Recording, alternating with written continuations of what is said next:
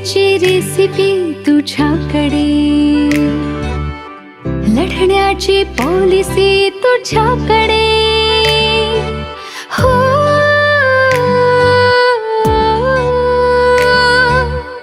जगण्याची रेसिपी तुझ्याकडे,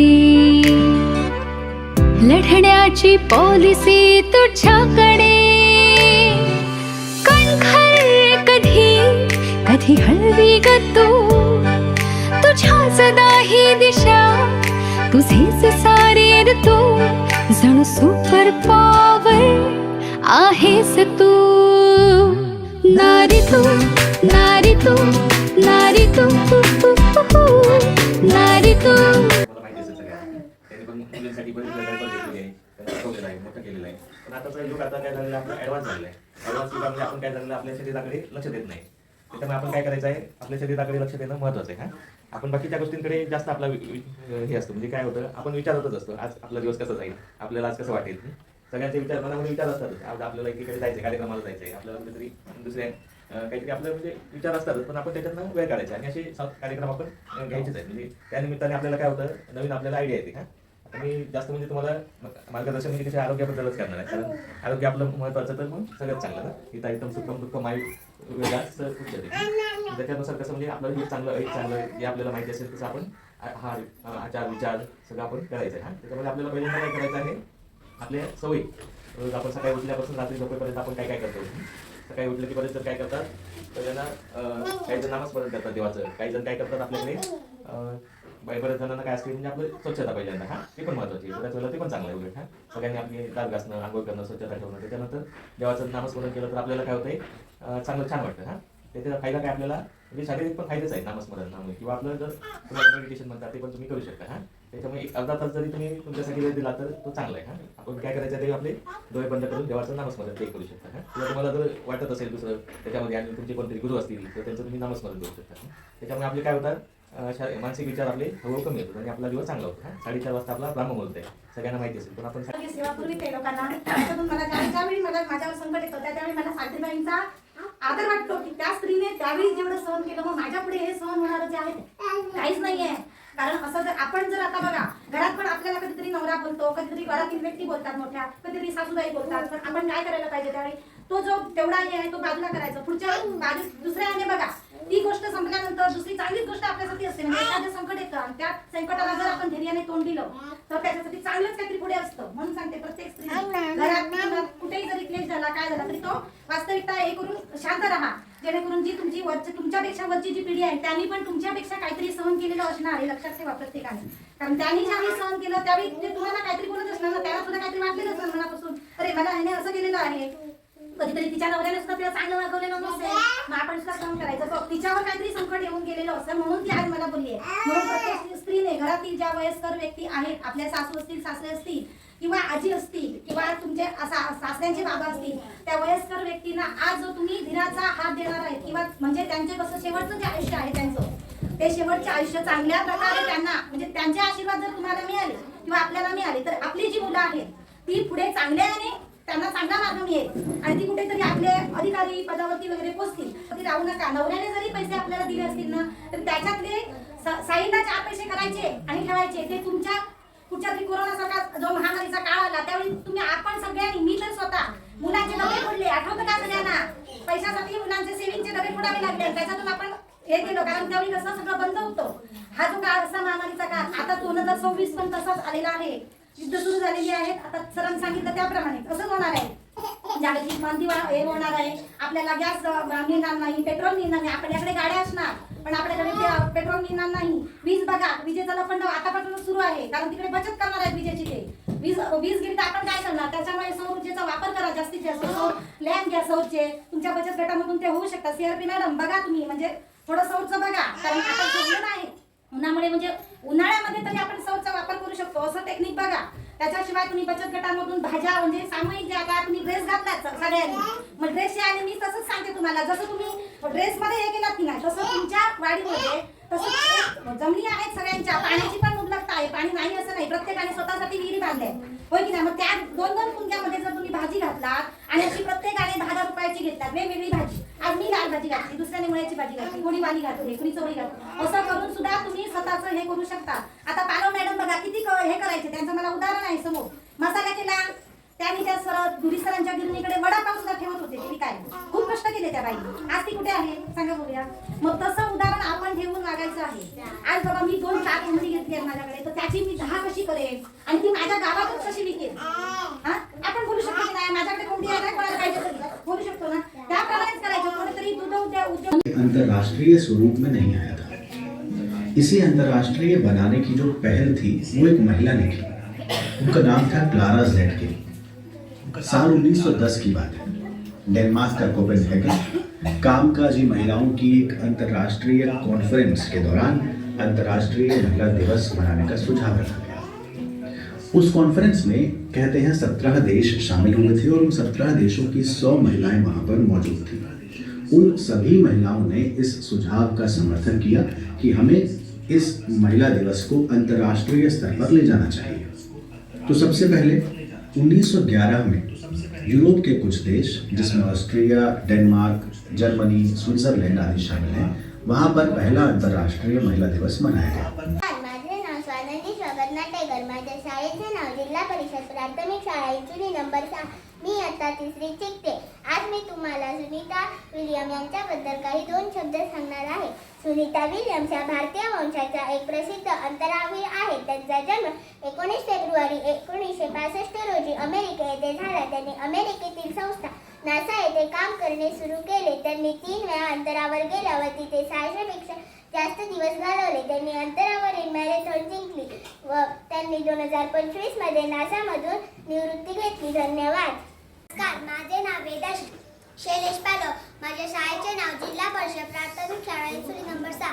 मी आज तुम्हाला जिजाऊंबद्दल काही 2 वाक्य सांगणार आहे. ते तुम्ही शांत चित्ताने ऐकून घ्यावे ही माझी नम्र विनंती. मी माझ्या भाषणास सुरुवात करते. जाजांची कन्या, भोसल्यांची सून, शुभांची माता, भाग्य कोणते अजून, हिंदवी स्वराज्याची पताका अभिमानाने डोलते. लक्ष देऊन ऐका, मी जिजाऊ बोलते, मी जिजाऊ बोलते. धन्यवाद.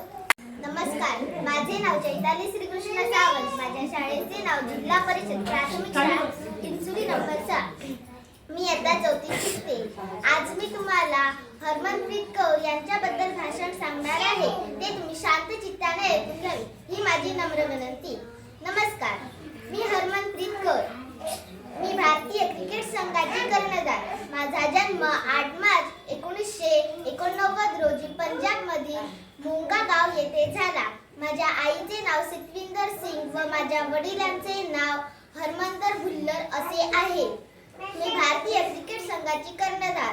मला लहानपणापासून क्रिकेट खेळायची खूप हौस होती आणि मी मोठी होऊन माझे स्वप्न पूर्ण केले. धन्यवाद. नमस्कार, माझे नाव स्वराज सुभाष ठाकूर. माझ्या शाळेचे नाव जिल्हा परिषद प्राथमिक शाळा इंचुली नंबर 6. मी आज तुम्हाला सावित्रीबाई फुले यांच्याबद्दल एक छोटीशी कविता सांगणार आहे. फुलेंची सोन पत्नी ज्योतिबांची, आई या जगाची तू सावित्री माऊली. फेकले लोकांनी तुझ्यावर शेण, घेतली सगळ्यांना अंगावर, सोसलेच कष्ट अंधारलेल्या रात्री, ज्योतिबांच्या सोबतीने उजळल्या शिक्षणाच्या ज्योती, शिक्षणाच्या ज्योती. धन्यवाद.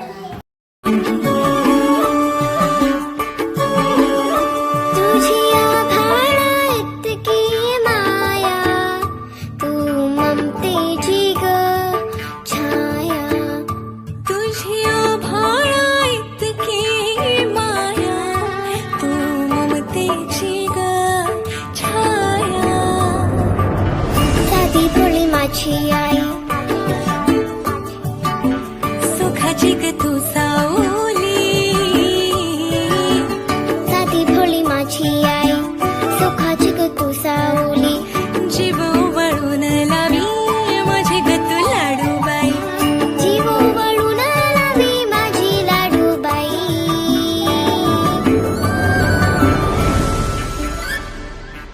आई विना मला करमत नाही.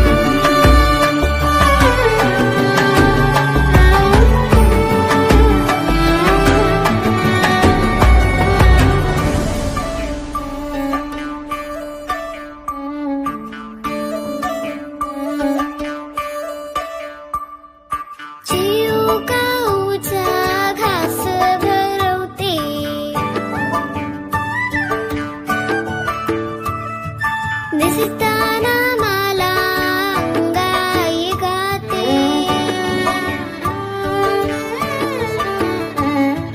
लाडी गोडीनं सांभाळते माझी आई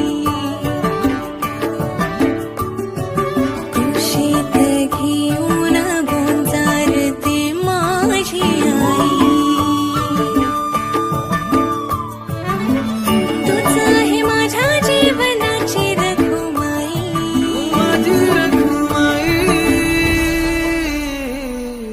आई विना मला करमत नाही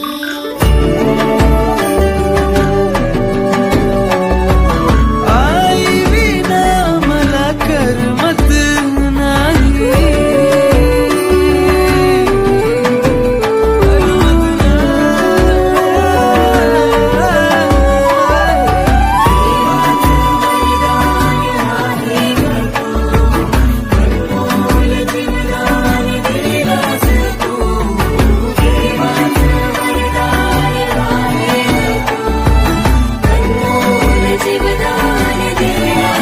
कोणीही बोलायचं नाही. बोलला की तो प्रश्न बाद होणार. त्याऐवजी मग आम्ही दुसरा प्रश्न तयार करणार. ते मग प्रश्नांची काठीण्यासाठी वाढवतात.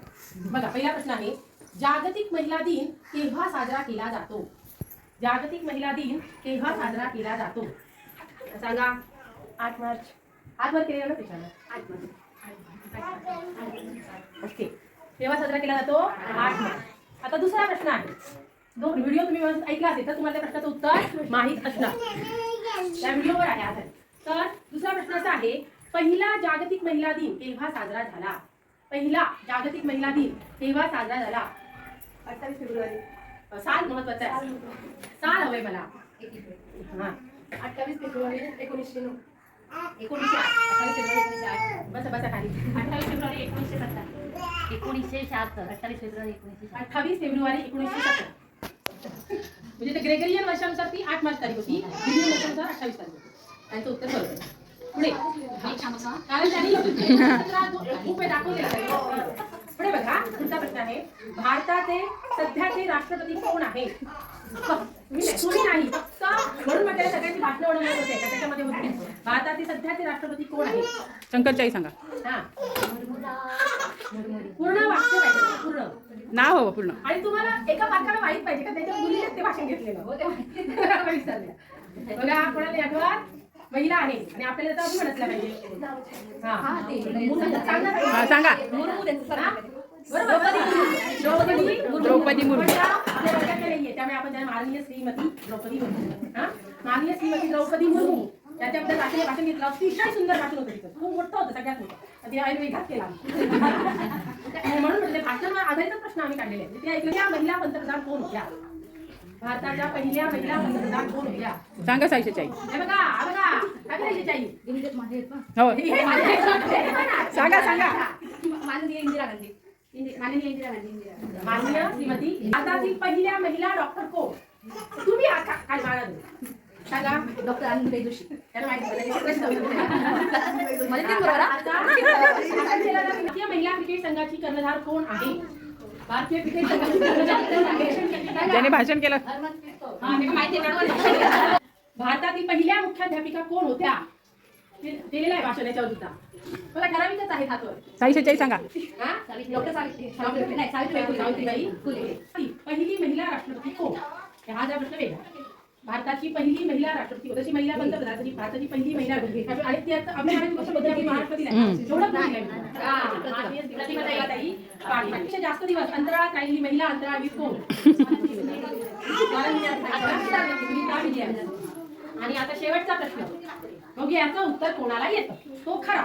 हा बघूया याचं उत्तर त्याला जिल्ह्याच्या सध्याच्या जिल्हाधिकारी कोण आहे? सांगा. सांगा. माननीय श्रीमती तृप्ती